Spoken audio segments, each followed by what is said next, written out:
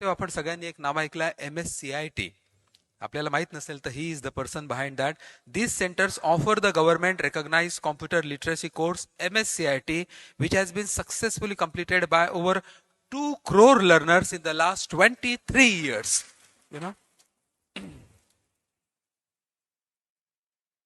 आणि अवॉर्डची लिस्ट इतकी जास्ती आहे, पण फक्त मी 30 सेकंदामध्ये त्यांची जी सिग्निफिकंट अचीवमेंट्स आहेत. He has received numerous prestigious awards: Gyan Surya Award, Rajiv Gandhi Sanganak Sarthi Award, Sahyadri Shikshan Ratna Award, IT Icon Award, Education to Home Award, Pune's Pride Award, Swami Ram Humanitarian Award, Dr. Narendra Dabholkar Memorial Award, Yashwantrao Chavan national गौरव पुरस्कार, साने गुरुजी lifetime achievement award. आणखी खूप मोठी list आहे, त्याच्यामुळे आपण जोरदार टाळ्यांनी स्वागत करूया ऑनरेबल श्री विवेक सावंत यांचं. Please welcome.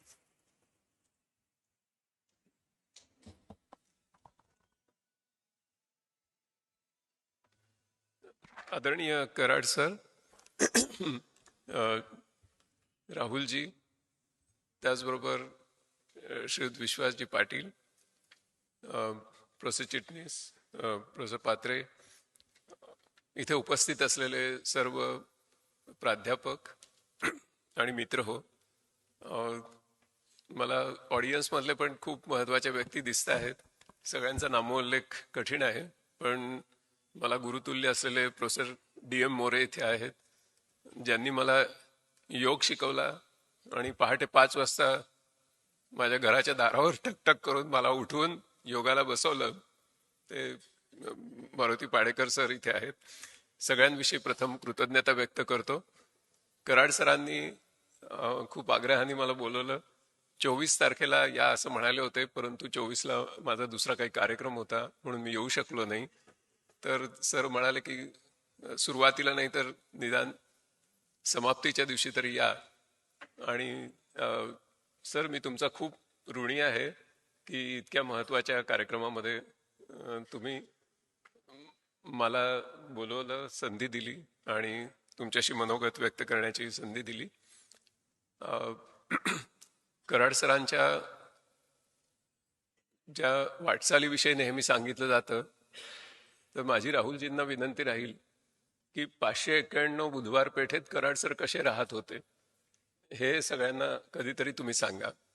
एका छोट्याशा खोलीमध्ये 13 जण एकत्र राहत होते आणि तिथून कराड सरांची जी सुरुवात आहे ती अत्यंत अशा प्रकारची की आदर्श ठेवावा.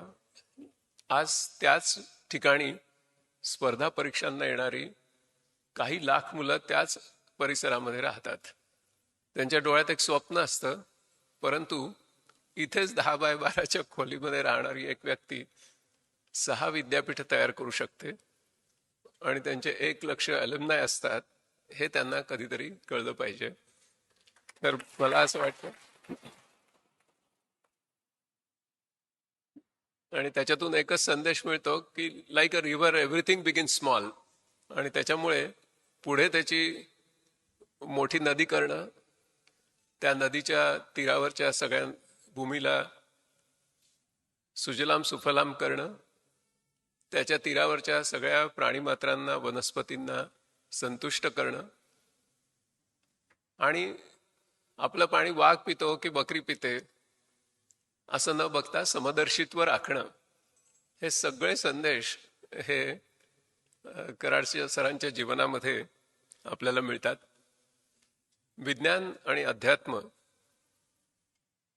यांच्यामध्ये एक प्रकारचं अद्वैत बघणं, विज्ञान आणि अध्यात्म यांची सांगड घालावी असा विचार बाजूला ठेवणं आणि विज्ञान आणि अध्यात्म यांच्यामध्ये अद्वैत कल्पिणं ही आपली संत परंपरा आहे आणि ती पुढे नेण्याचं काम हे कराड सरांनी केलं. माझं अतिशय भाग्य आहे की 1995 साली ज्या वेळेला मी सीडॅकमध्ये काम करत होतो, त्यावेळी डॉक्टर भटकरांच्या मनामध्ये असं आलं की आपण एवढा सुपर कम्प्युटर करतोय आणि त्याच वेळी दुसरा एक प्रकल्प आम्ही करत होतो, तो म्हणजे संगणकावर सर्व भारतीय लिप्या आम्ही आणण्यामध्ये यश आलं होतं. त्यावेळी त्यांच्या मनामध्ये आलं की याला चिरंतनत्व कसं येईल. तर आपण जर संत वाङ्मय या संगणकावर आणू शकलो आणि इंटरनेटच्या माध्यमातून ते जगभर जर आपण नेऊ शकलो तर आपल्या या संशोधनाला एक चिरंतनत्व प्राप्त होईल. त्या दृष्टीने सरांनी अनेक संत वाङ्मयाच्या अभ्यासकांना पत्र लिहिली, त्यांना विनंती केली की आम्हाला हे संगणकावर आणायचंय, आपण आम्हाला सहकार्य करा. आपल्याला आश्चर्य वाटेल, फक्त एक उत्तर आलं त्यावेळेला आणि ते उत्तर होतं किसन महाराज साखरे यांचं. आणि मग आम्ही किसन महाराज साखरेंना भेटायला गेलो. त्यावेळेला महाराजांनी मला एक प्रश्न विचारला की तुम्ही मोठं ज्ञानेश्वरी कम्प्युटरवर आणण्याची गोष्ट करताय, तुम्ही स्वतः ज्ञानेश्वरी अभ्यासली आहे का? तर मग मी म्हणजे तसं काही केलं नव्हतं, फक्त तंत्रज्ञानावर आपण ती आणली पाहिजे असं डॉक्टर भटकरांची इच्छा होती, त्याप्रमाणे काम करत होतो.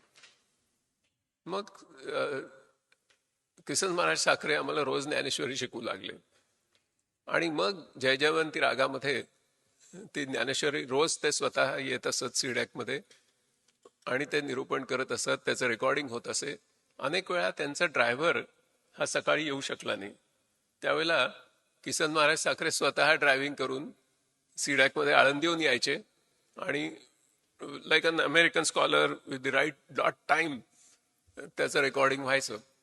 आणि मग ज्ञानेश्वर माऊलींच्या संजीवन समाधीची ज्यावेळी 700 वर्ष पूर्ण झाली 1996 साली, त्यावेळेला मग त्याचं जगामध्ये प्रसारण झालं. आणि त्यावेळेला सर्व तीर्थक्षेत्र ही ज्ञानतीर्थक्षेत्र झाली पाहिजे अशा प्रकारची एक विजन डॉक्टर भटकरांनी मांडली. आणि मग त्याला ते एक स्वप्न, अतिशय विराट असं स्वप्न होतं आणि त्याला तशाच एका विराट पुरुषाची गरज होती आणि तो विराट पुरुष तुमच्या समोर बसलेला आहे. त्याच्यामुळे ते जे मोठं कोलेजियम झालं, ते कोलेजियम हे म्हणजे कराड सरांच्यामुळे झालं आणि आजही ते प्रत्यक्षात आहे. त्याचे जे मगाशी मी सांगत होतो, त्याचे जे बारकोचे प्रोजेक्टर आणावे लागले, तर त्याचं सिलेक्शन करणं, कॉन्फिगरेशन ठरवणं अशी सगळी कामं केली आणि मग नदीच्या या तीरावरून प्रोजेक्शन केलं असतं, त्या तीरावर ते दिसू लागलं. डॉक्टर मशेलकरांनी त्याचं खूप कौतुक केलं. त्यामुळे कराड सरांनी पुण्याच्या सांस्कृतिक जीवनाला एक वेगळा असा आयाम दिला आणि मग त्याचा संदेश भारतात आणि भारताच्या बाहेरही नेला. हे त्यांचं खूप विलक्षण असं योगदान आहे. आज रविवारचा दिवस आहे आणि खरं म्हणजे लौकिक अर्थाने तुम्हाला सगळ्यांना सुट्टी असते. त्याचबरोबर तुम्ही सगळे शिक्षक आहात, तुम्हाला दिवसभर दुसऱ्यांना काहीतरी सांगण्याची सवय असते. अशा वेळी सकाळपासून तुम्ही बरंच काही ऐकून घेत आहात, त्याच्यामुळे तुम्ही किती उदार अंतःकरणाचे आहात आणि खरंच किती आध्यात्मिक आहात हे याची मला जाणीव आहे. त्यामुळे काही महत्वाचे मुद्दे मांडून मी तुमची रजा घेईन. पहिली गोष्ट म्हणजे की विज्ञान आणि अध्यात्म यांचं अद्वैत साधण्यासाठी अगदी सर्वसामान्य माणसाने काय करावं, तर 2 भ्रांतींपासून मुक्ती मिळवण्याचा प्रयत्न करावा. त्याच्यापैकी एक भ्रांती जी आहे ती अभेद भ्रांती आणि दुसरी आहे ती भेदभ्रांती. अभेद भ्रांती म्हणजे काय, तर माझं शरीर म्हणजे माझा देह आणि मी, किंवा अध्यात्मातले लोक त्याला आत्मा म्हणतात, हे 2 एकच आहेत. त्यांच्यामध्ये अभेद कल्पिणं ही एक भ्रांती आहे. याचं कारण असं की मग असं तर्कदृष्ट्या असं सिद्ध होतं की जर मला माझ्या देहाला आनंद झाला तर आपोआपच माझ्या आत्म्याला आनंद होईल. आता ह्या विचारामुळे एक सांस्कृतिक संघर्ष निर्माण होतो पाश्चात्य तत्वज्ञानामध्ये आणि भारतीय तत्वज्ञानामध्ये. या तत्वज्ञानाची, या भ्रांतीची जी परिणती असते, ती परिणती अशी होते की मग माझ्या अनिर्बंध अशा वासनांच्या परिपूर्तीसाठी मी सतत उपभोग घेत राहणं, यातच माझ्या जीवनाची सार्थकता आहे असा विचार पुढे येतो. याच्यामधला इहवाद जो आहे तो महत्वाचा आहे, परंतु हा केवळ इहवाद न राहता तो चंगळवाद होतो. आणि आजच्या जगापुढे जी अरिष्ट येऊन ठेपलेली आहेत, हवामान बदलाचं असो किंवा ग्लोबल वॉर्मिंगचं असो किंवा पर्यावरणाच्या अपरिमित अशा ऱ्हासाचं असो किंवा संपूर्ण प्लॅनेट डॅमेज करून टाकलेलं आहे आपण आणि आपल्या पूर्वीच्या पिढ्यांनी, ते अरिष्ट असो, ही सगळी अरिष्ट एका भ्रांतीतून उद्भवतात. आणि ती भ्रांती म्हणजे अभेद भ्रांती. माझा देह आणि माझा आत्मा एकच आहेत असं समजणं आणि मग देहाच्या आनंदासाठी चंगळवादाकडे वेगाने जगाचा प्रवास होणं. त्याच्यामुळे विज्ञानही आपल्याला हे सांगतं की संयम ठेवा, कारण आता तुम्हाला काही नैसर्गिक अशा मर्यादा आहेत. तुम्ही या निसर्गाचे उपभोक्ते आणि निसर्ग ही उपभोग्य वस्तू नसून तुम्ही या निसर्गाचे भाग आहात. आणि त्याच्यामुळे तुम्हाला त्याचं शोषण करण्याचा अधिकार प्राप्त होत नाही, तर तुमच्या गरजेपुरतं दोहन तुम्ही करा, असा संदेश आपल्याला विज्ञान देतं. आणि हा संदेश आपल्याला अध्यात्म सुद्धा देतं. त्याच्यामुळे ज्याचा उल्लेख मगाशी झाला, त्या मिनिमॅलिझम याच्याकडे आपल्याला कसं जाता येईल. तर एडिसनचा जो दिवा होता तो खूप तापायचा, तो खूप ऊर्जा खायचा आणि त्याचा आकारही मोठा होता, तो फुटायचा वगैरे वगैरे. ज्ञानोत्कर्ष ज्यावेळी झाला, त्या ज्ञानोत्कर्षातून किंवा विज्ञानोत्कर्षातून आपल्याला एलईडीचा दिवा सापडला आणि त्याच्यानी आपण खूप मोठ्या प्रमाणात ऊर्जेची बचत करू लागलो. तो थंड असतो, त्याच्यात सर्वात जास्त कन्व्हर्जन एफिशियन्सी असते वगैरे. तर त्या दिशेने आपल्या विद्यापीठामध्ये प्रवास होणं आणि ज्ञानोत्कर्षजन्य अशी संपत्ती आपल्या देशामध्ये निर्माण झाली, तर हा देश एक विकसित भारत होईल, आत्मनिर्भर होईल, याकडे प्रवास करणं आणि त्याचबरोबर निसर्गाचं संतुलन राखण्याचा एक आध्यात्मिक संदेश आपल्या विद्यार्थ्यांना जाणं. दुसरी भ्रांती जी आहे ती म्हणजे भेदभ्रांती. भेदभ्रांती म्हणजे काय, तर मी आणि तू भिन्न आहोत असं समजणं. जगातली सर्व आताचे जे संघर्ष आहेत हे या एका भ्रांतीतून झाले.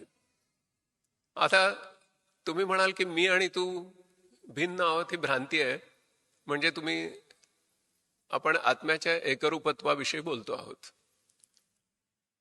याला काही विज्ञानात आधार आहे का, तर जिनॉमिक्स आपल्याला असं सांगतं की संपूर्ण मानव जातीमध्ये जेवढे काही लोक आहेत, एवढी होऊन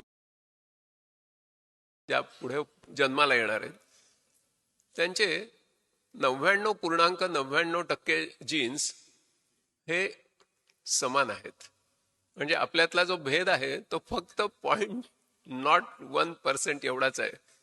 मग ते क्षी जिनपिंग असोत, नाही तर पुतीन असोत, नाही तर ट्रम्प असोत, कोणीही असोत, 99.99% आपण एकच आहोत.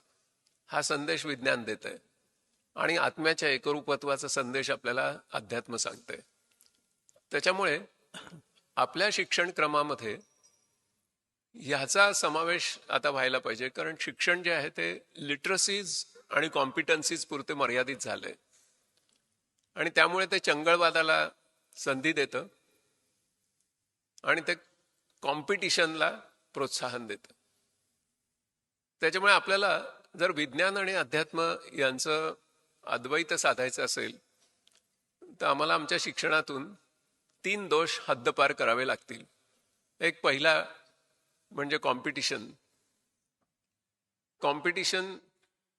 याच्याबद्दल जय कृष्णमूर्तींनी असं म्हटलंय की स्पर्धा ही हिंसा आहे आणि त्याच्यामुळे स्पर्धेच्या ऐवजी सहकार जे आपल्याला राहुलजींच्या आता लाईफ ट्रान्सफॉर्मेशन सेंटरचा एक मुख्य संदेश मला जो वाटला तो आहे. दुसरा दोष जो आहे आपल्या शिक्षण पद्धतीचा तो म्हणजे कॉम्पिटिशन सारखंच कन्फॉर्मिटी कन्फॉर्मिटी कन्फॉर्मिटी. जे ग्रंथामध्ये दिलेलं आहे, जे मी तुम्हाला व्याख्यानात सांगतोय तेच अंतिम सत्य आहे आणि फक्त तुम्ही त्याची पोपटपंची करा, घोकमपट्टी करा आणि परीक्षेत तसंच्या तसं लिहून दाखवा. म्हणजे अपेक्षित प्रश्नांना अपेक्षित वेळामध्ये अपेक्षित उत्तरं जर दिली तर अनपेक्षितरित्या जास्त मार्क मिळतात. आता नॅशनल एज्युकेशन पॉलिसीने आपल्याला सांगितलंय आर्टिकल 12.2 मध्ये की moving away from final high stake examinations and going to continuous comprehensive assessment. आणि त्याच्यामुळे आपल्याला अत्यंत अनपेक्षित अशा प्रश्नांना अनपेक्षितरित्या कमी वेळामध्ये अनपेक्षितरित्या कल्पक उत्तरं कशी द्यायची याच्याकडे मुलांना न्यावं लागेल. आणि त्याच्यामुळे राहुलजींनी काढलेल्या सेंटर मधला पहिला शब्द जो आहे तो ट्रान्सफॉर्मेशन असा आहे. म्हणजे सुरवंटाचं फुलपाखरू करणं असं त्यांना अपेक्षित आहे. ती सुरवंटच राहणं, ती इथे सुरवंटच होती आणि बाहेरही पडताना सुरवंटच राहिली तर मग आपल्या विद्यापीठांनी नक्की मिळवलं काय, हा प्रश्न निर्माण होतो. आणि त्याच्यामुळे आपण कन्फॉर्मिटीकडून ट्रान्सफॉर्मिटीकडे जाणं हे प्रत्येक वर्गखोलीमध्ये या विद्यापीठाच्या प्रत्येक प्रयोगशाळेमध्ये जर आपण केलं तर मग आपण विज्ञान आणि अध्यात्माच्या अद्वैताकडे प्रवास सुरू केला असा त्याचा अर्थ होईल. तिसरा जो दोष आहे आपल्या पद्धतीमध्ये तो म्हणजे क्लास क्रिएशन. कॉम्पिटिशन आहे, कन्फॉर्मिटी आहे, क्लास क्रिएशन आहे. म्हणजे काही मुलं फर्स्ट क्लासमध्ये पास होतात, काही सेकंड क्लास, काही थर्ड क्लास, काही नापास. तर त्याच्यामध्ये तो विद्यार्थी कशामध्ये निपुण आहे, त्याची पॅशन काय आहे आणि त्याच्या क्षमता काय आहेत, त्यांचा पूर्ण विकास करण्यासाठी आमच्या विद्यापीठांनी झोकून देणं आणि तो ज्याच्यासाठी या पृथ्वी तलावर आलाय त्यामध्ये तो उन्नत होत जाणं. म्हणजे काय तर नो क्लास क्रिएशन, पूर्णपणे क्लास अनिहिलेशन. डॉक्टर बाबासाहेब आंबेडकरांचा विश्वासजींनी उल्लेख केला, त्यांच्या थिसिसचं नावच आहे कास्ट अनिहिलेशन. तसं because caste is anti national असं त्यांचं एक वाक्य आहे, तसं क्लास अनिहिलेशन. सगळी मुलं 100%नीच पास झाली पाहिजे, पण त्यांच्या क्षमतेच्या त्यांच्या पॅशनच्या क्षेत्रामध्ये. मल्टीडिसिप्लिनॅरिटीचं विद्यापीठ आपण काढतोय, त्याचं वैशिष्ट्य काय तर चॉईस सेंट्रिसिटी. चॉईस सेंट्रिसिटी त्याचं वैशिष्ट्य आहे. मी ज्याच्यामध्ये माझी पॅशन आहे, माझ्या क्षमता आहेत, त्याच्यामध्ये मी पुढे जाणार आणि माझा पहिला नंबर, यांचा पहिला नंबर, सगळ्यांचा नो कॉम्पिटिशन. तर मग या डायव्हर्सिटीने एक खराखुरा आत्मनिर्भर भारत तयार होईल. सगळेच जण एकसारखे असतील तर आपली आत्मनिर्भरता होणार नाही. त्याच्यामुळे हा विचार आपण बरोबर ठेवूया. विद्यापीठ जे आहे ते नक्की कशासाठी आहे तर विद्यापीठामध्ये पहिली जी गोष्ट असते ती म्हणजे the university stands for discovery. तर डिस्कव्हरीचा अर्थ लिमिटेड घेतला जातो, डिस्कव्हरी ऑफ नॉलेज असा घेतला जातो. पण अध्यात्माच्या दृष्टीने त्या विद्यापीठाचं कर्तव्य ठरतं की डिस्कव्हरी ऑफ सेल्फ, ज्याच्यामध्ये डिस्कव्हरी ऑफ सेल्फ होते आणि डिस्कव्हरी ऑफ नॉलेज होते, ते विद्यापीठ आम्हाला अपेक्षित आहे. तर ते पीस युनिव्हर्सिटी होऊ शकते. दुसरी गोष्ट काय तर विद्यापीठामध्ये जनरेशनल मेमरीज ऑफ स्कॉलर तयार होतात. आपण सगळे प्राध्यापक आहात, आपण जी ज्ञानसाधना करता त्याच्यामुळे याच्यात येणाऱ्या विद्यार्थ्यांना एक ऑप्टिमल इष्टतम असा मार्ग सापडतो की ज्यामुळे लवकर एखादा अभ्यासक्रम पूर्ण करता येतो. नाहीतर ते चाचपडतील. जर जनरेशनल मेमरीज ऑफ स्कॉलर्स नसतील तर ते चाचपडत राहतील, त्यांचा वेळ जाईल, कदाचित मार्गच सापडणार नाही. त्याच्यामुळे त्या कशा निर्माण होतील आणि ते स्कॉलर्स कसे असले पाहिजे तर ते संतुलित असले पाहिजे. प्रत्येकाची विज्ञान आणि अध्यात्म यांच्या अद्वैतावर निष्ठा असली पाहिजे आणि तसं त्यांनी जीवन साधना असली पाहिजे. तर त्यांना त्यांचा विषयही कळेल आणि त्यांना विद्यार्थीही कळेल. नाहीतर आपण फक्त विषयांचे प्राध्यापक होऊ, विद्यार्थ्यांचे प्राध्यापक आपण होणार नाही, कारण आपल्या अंतःकरणात ती गोष्ट प्रेम नसेल. आणि तिसरी महत्वाची गोष्ट म्हणजे मेंटॉरिंग. आज विद्यार्थ्यांना वर्गामध्ये व्याख्यानं ऐकायची नाहीयेत, त्यांना पुरेशी माहिती आपल्या आधीच आहे. शिक्षक हा आता माहिती साठा किंवा माहिती दाता या स्वरूपात आता अस्तित्वात असू शकत नाही. तर तो संवर्धक किंवा समुपदेशक, मार्गदर्शक अशाच पद्धतीने राहायला पाहिजे. युनिव्हर्सिटीमध्ये it brings students, subjects and scholars together. आता 21व्या शतकातली पीस युनिव्हर्सिटी जी आहे तिच्यामध्ये फक्त इथपर्यंत आपल्याला राहून चालणार नाही. अजून 2 S ऍड करायला पाहिजे आपल्याला. स्टुडंट्स, स्कॉलर्स अँड सब्जेक्ट्स याच्याबरोबर सस्टेनेबिलिटी आणि स्पिरिच्युअलिटी. सस्टेनेबिलिटी आणि स्पिरिच्युअलिटी ह्यांना, या 5 गोष्टींना एकत्र आणतं ते विद्यापीठ. सस्टेनेबिलिटी आणि स्पिरिच्युअलिटी यांचा संबंध आता जगामध्ये कसा जोडला गेलाय तर तो फारच इंटरेस्टिंग आहे. आपल्याला प्रथम मिलेनियम डेव्हलपमेंट गोल्स होती, MDGs होते. त्याची अपूर्णता लक्षात आल्यानंतर सस्टेनेबिलिटी डेव्हलपमेंट गोल्स आले, SDGs आले. आणि आता काय चर्चा चालू आहे जगामध्ये? जे कराड सर सांगतायत त्या दिशेने चर्चा चालू आहे. ती काय चर्चा चालू आहे तर इनर डेव्हलपमेंट गोल्स, IDGs. म्हणजे जोपर्यंत तुम्ही इथे बदल करत नाही तोपर्यंत तुम्हाला एक सस्टेनेबल प्लॅनेट तयार करता येणार नाही.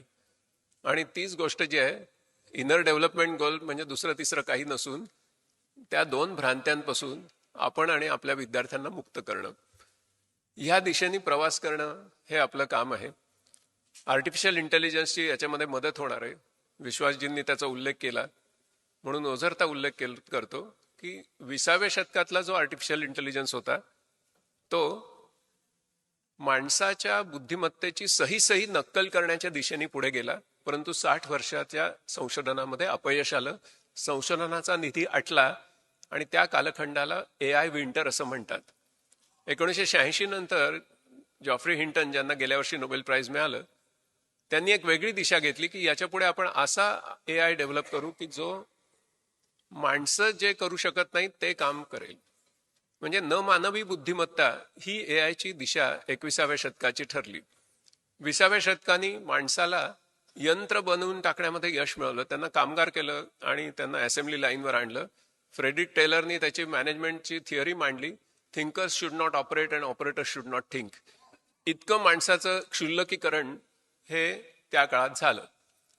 पण 21वं शतक एक गोड बातमी घेऊन आलं आणि ती ही की तुम्ही माणसाचं यंत्रवत करून टाकलं ते ठीक आहे, परंतु यंत्रामध्ये मानवी बुद्धिमत्ता ही तुम्ही विकसित करू शकणार नाही. याचं मॅथमॅटिकल प्रूफ आपल्याला मिळालं. कॉन्शियसनेस इज नॉट कम्प्युटेबल ही गोष्ट सिद्ध झाली. आणि त्याच्यामुळे न मानवी बुद्धिमत्तेकडे प्रवास सुरू झाला.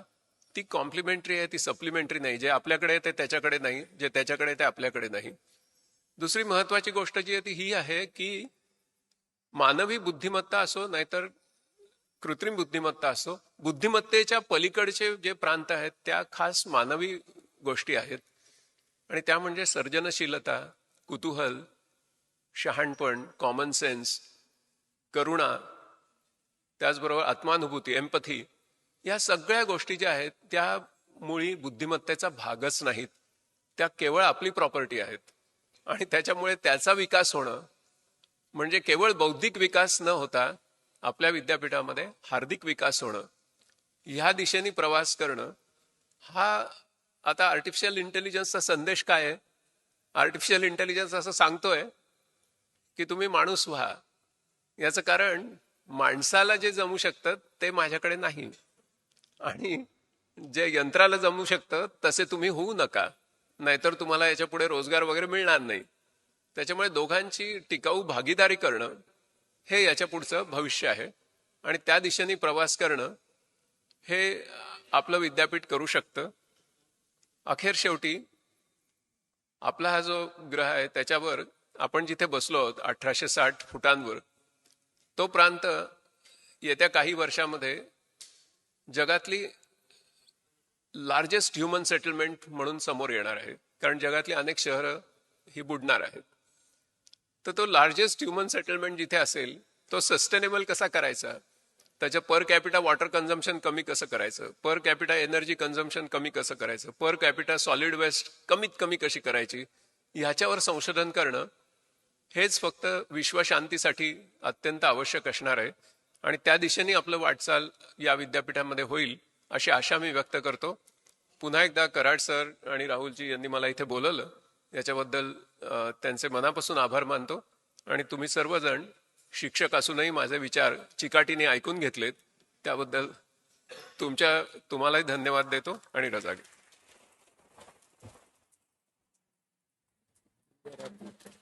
Yes.